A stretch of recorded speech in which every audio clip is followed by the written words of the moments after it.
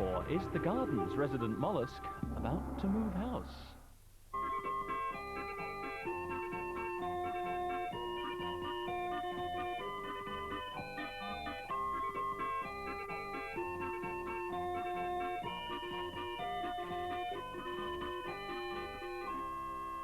"Hello, Mr. Rusty," said Florence one day.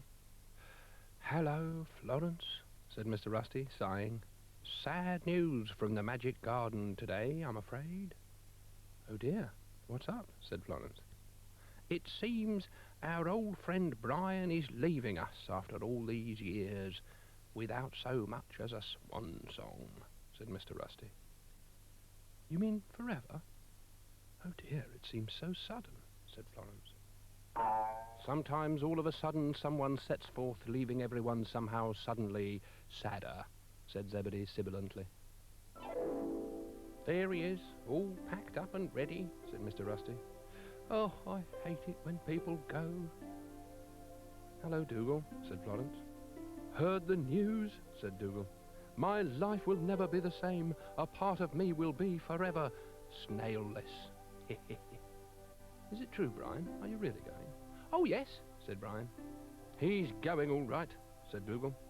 "I wonder if I should take the B3115 to Basingstoke and change on to the A3393 at the Salisbury bypass." Yes, definitely. What a good idea," said Dougal. "Or stay on the M4 to Winchester." "You don't have to go, you know," said Florence. "Now, where did I put my sandwiches?" "We'll be sorry to see you go," said Mr. Rusty. "You know what? I could leave the A717 at Junction 5, bypass Basingstoke, and pick up the B337114 to Penge on the Exeter Road," said Brian. "We'll miss you, you know, old friend." "Oh, really?" said Brian. "Oh, yes," said Florence, "very much." "Miss him? I shall be inconsolable, a shadow of my former self," said Dougal. "Shall I call you a taxi?"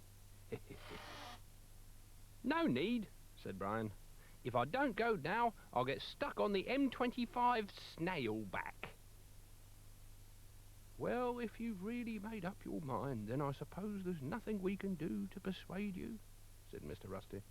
"Nothing at all," said Brian. "Not even if we were to flatter you out of all proportion," said Florence. "Whatever for?" said Brian. "Well, get a move on then," said Dougal. "I haven't got all day. I've got to get on with picking up the pieces of my broken life." "I hope all this has got nothing to do with you, Dougal," said Florence. "Me?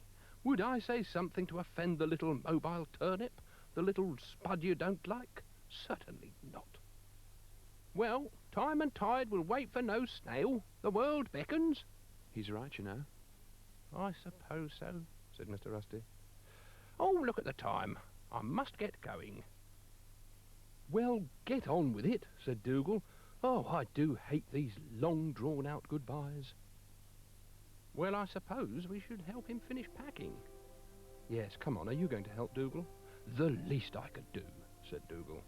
"Oh, it's very kind of you. There's not much more to do," said Brian.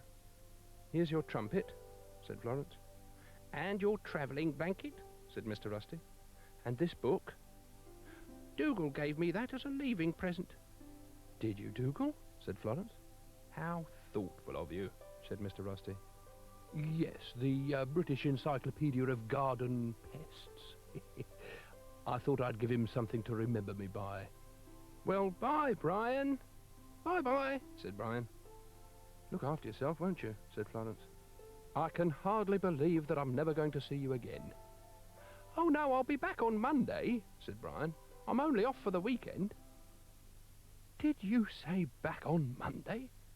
Back on Monday? Are you trying to tell me that I've just been helping you to get yourself ready for a little weekend holiday? Strike me pink. I'll have my book back for a start."